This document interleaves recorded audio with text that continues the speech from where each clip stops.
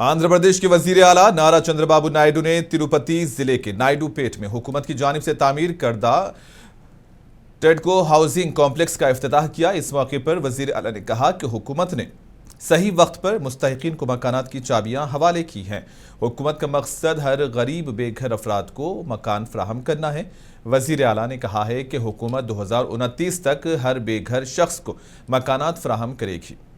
वजीर आला ने यह भी कहा है कि अब रियासत में 2.5 लाख अफराद घरों में दाखिल हो रहे हैं, जबकि तिरुपति जिले में 15,659 मकानात तामीर किए जा रहे हैं।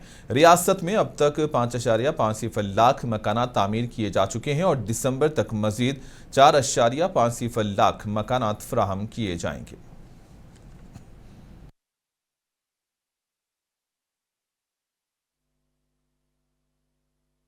ఇప్పుడు కాకుండా మీరు చూస్తే ఈరోజు చేసిన 2,50,000 గృహ ప్రవేశాలు కాకుండా జూన్ నాటికి 2,70,000 గృహ ప్రవేశాలు చేస్తాం. సెప్టెంబర్ నాటికి 1,62,000 చేస్తాం. ఇదైనా ఇంకొక 12 లక్షలు ఉంటాయి. ఆ 12 లక్షలు కూడా మీకు ఇళ్ళు కట్టించే బాధ్యత నాది. నేను ఒకటే ఆలోచిస్తున్నాను, ఇంటి జాగా లేని వారికి ఇంటి జాగా ఇవ్వాలి. పట్టణ ప్రాంతాల్లో 2 సెంట్లు, గ్రామీణ ప్రాంతాల్లో 3 సెంట్లు.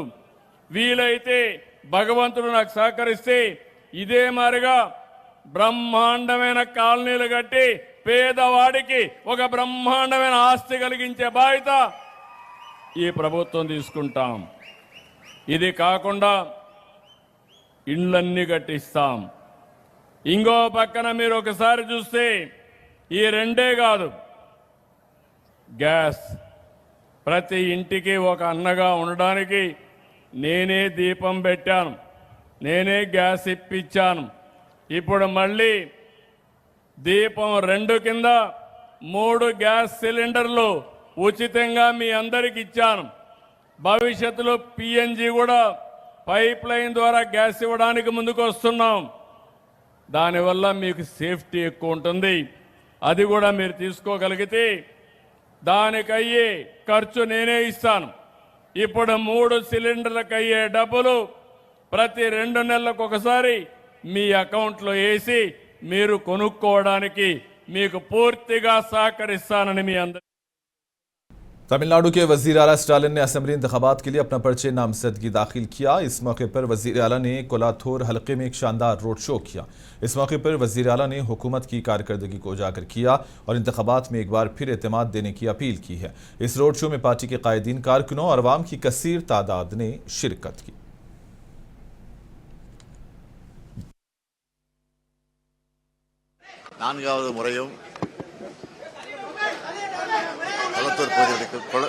கொளத்தூர் பகுதியில் இருக்கக்கூடிய வாக்காளர் பெருமக்கள் திராவிட முன்னேற்ற கழகத்தின் வேட்பாளராக, மதச்சார்பற்ற முற்போக்கு கூட்டணி வேட்பாளராக நிறுத்தப்பட்டிருக்கக்கூடிய என்னை அமோகமான வாக்கு வித்தியாசத்தில் நிச்சயமாக வெற்றி பெற வைப்பார்கள் என்று முழு நம்பிக்கையோடு நான் இருக்கிறேன்.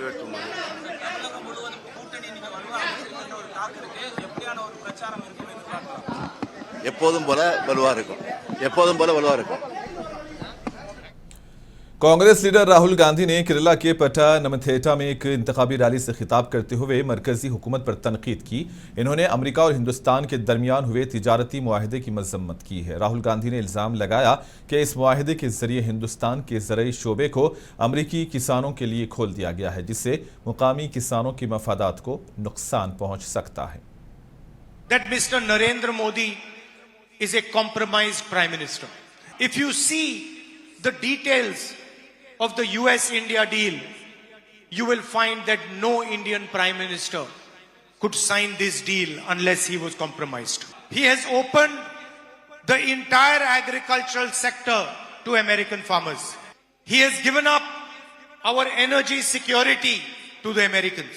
Today, India cannot buy oil from who it wants. It has to take permission to buy oil. Prime Minister has also committed to Mr. Trump that he will buy 9 lakh crores of American products every year. Of this, on our small and medium industry. He has handed over India's entire data to the United States. They can use it and they can store it wherever they want. And the only reason he has done this is because he has been compromised by the United States and by President Trump. President Trump insults the Prime Minister of India, publicly says that he can destroy Narendra Modi's career and Congress general secretary और वायनाड की रुकने parliament Priyanka Gandhi ने वजीर आजम के उस इल्जाम पर अपना रद्द-ए-अमल दिया कि केरला में एलडीएफ और यूडीएफ में खुफिया इत्तेहाद है। कांग्रेस लीडर ने कहा कि पूरा केरला जानता है कि सच क्या है। प्रियंका गांधी ने कहा कि मशरिक़ वस्ता की सूरत हाल पर हम पार्लियामेंट में बहस चाहते हैं क्योंकि इस वक्त मुल्क में खास तौर पर एलपीजी को लेकर अवाम बहुत परेशान है।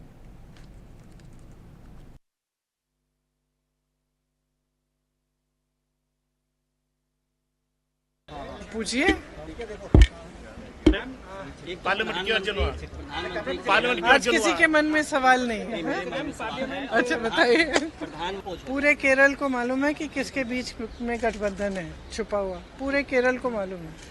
तो प्रधानमंत्री जी कुछ भी कहें, केरल को सच्चाई मालूम है, जनता को सच्चाई मालूम है। दूसरी बात, हम लोग डिबेट मांग रहे हैं वेस्ट एशिया में जो जंग हो रहा है उस पर, क्योंकि पूरा देश संकट में है। आप सब जानते हैं कि आज गैस सिलेंडर की कितनी कीमत हो गई है और मुश्किल और संकट आ रहा है और भी। तो हम लोग डिस्कशन चाहते हैं, तो आशा है कि सरकार डिस्कशन कराएगी।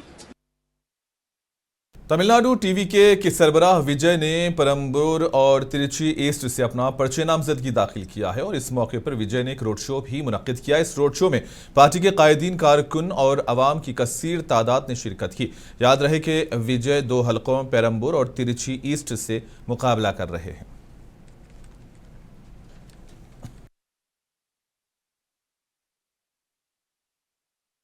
बीआरएस के अरकान असेंबली और अरकान कानून साज काउंसिल ने लोक भवन में गवर्नर से मुलाकात की। इन्होंने इस मौके पर राघव कंस्ट्रक्शन के खिलाफ शिकायत की है। इस मौके पर इन्होंने रियासती वजीर पी श्रीनिवास रेड्डी को काबीना से बरतरफ करने और कानकनी के शोबे में पाई जाने वाली बदउनवानी की आज़ादाना तहकीकात करवाने का मुतालबा किया। इस मौके पर केटीआर ने वजीर आला और पी श्रीनिवास रेड्डी पर अवामी दौलत को लूटने का इल्जाम लगाया। कहा कि वो कवानीन की खिलाफ वर्जी करते हुए गैर कानूनी कानकनी कर रहे हैं।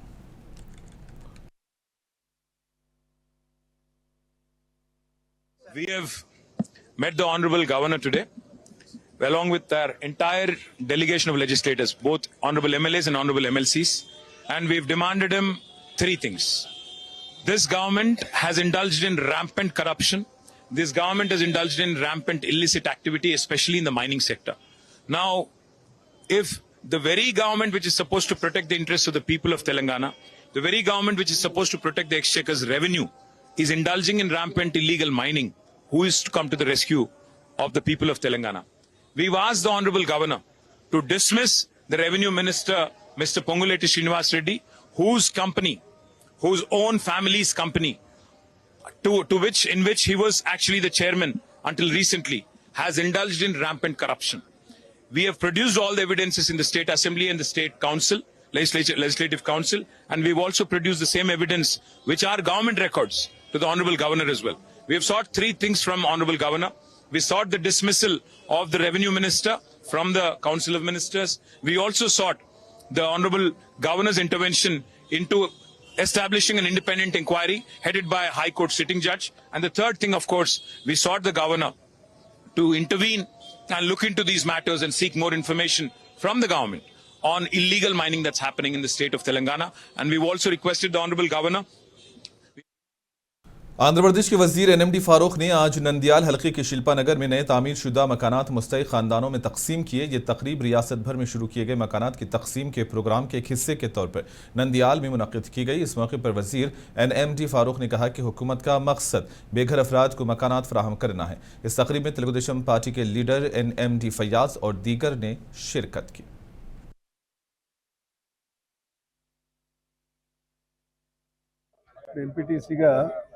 వెంకటేశ్వరులు ఉండే వీళ్ళ తండ్రి గారు మార్కెట్ యార్డ్ చైర్మన్ తండ్రి ఉన్నాడే పుట్టుపల్లి వెంకటేశ్వరులు గారు. ఆయన ఉన్నప్పుడు ఇది ఆంజనేయ స్వామి గుడికి సంబంధించిన స్థలం. ఇది అదే ఆంజనేయ స్వామి గుడి ఉంది కదా, దానికి తగిన మాన్యం ఇది. అప్పుడు ఇది రూరల్ ఏరియాలో ఉండేది, అంటే రైతు నగర్లో ఉండేది గ్రామ పంచాయతీ. అదే అప్పుడు అది ఇండిపెండెంట్గా పంచాయతీ ఉండేది. అందులో మీకు ఇక్కడ మన రైతు నగర్ కాకుండా పక్కన ఇది కాంతినగర్ కూడా ఇందులో ఉండేది. అది అప్పుడు ఈ ఇన్ఫ్రాస్ట్రక్చర్ ఏమీ లేదు. ఇక్కడ ఇళ్ల పట్టాలు పంచినప్పుడు ఇప్పుడు అప్పుడు ఉండేటోళ్ళు ఎవరున్నారు, గఫూర్ కూడా ఉన్నాడు, బతుకున్నాయి. ఈ చాలా మంది లేరు, వీళ్ళంతా ఈ పట్టాలు కొనుక్కొని ఉన్న వాళ్ళు ఉన్నారు ఇక్కడ. అప్పుడు 2 ముఖాలు పంచాయతీ చేసిన అప్పుడు ఈ మొత్తం ఈ ఊర్లోకి ఇవ్వాలంటే ఇది ఈయన ఈ మధులు అదే మీ మహానుభావుడు గఫూర్ సాహెబు ఇంకా చాలా మంది నూనెపల్లి మళ్ళంతా కలిసి విద్యాశ్రీ కూడా ఉన్నాడు బతికి. అప్పుడు మేమందరం కూడా వాళ్ళు కూర్చొని మీరే మాట్లాడుకుని డిసైడ్ చేయండి అని చెప్పా. అందులో 5-6 మంది మీ పత్రికా విలేకరులు కూడా ఉండే. ఒక బాపనాయ ఉండే, పాప చనిపోయా, రామకృష్ణ ఉండే, ఇళ్ళతో మాకు కూడా కావాలని అన్నారు. అప్పుడు ఏమి లేదు, ఖాళీ స్థలం అసలు రైతునగరే లేదు. రైతునగర్ గ్రామం అనేది మిగతా నూనెపల్లి డెవలప్మెంట్ లేదు. అప్పుడు పట్టాలు ఇచ్చిన తర్వాత గ్రామం బాగా పెరిగి ఊరు పెరిగిన తర్వాత ఇది అర్బనైజేషన్ అయిన తర్వాత అందరి పట్టాలు మళ్ళీ మధ్యలో కొనుక్కొని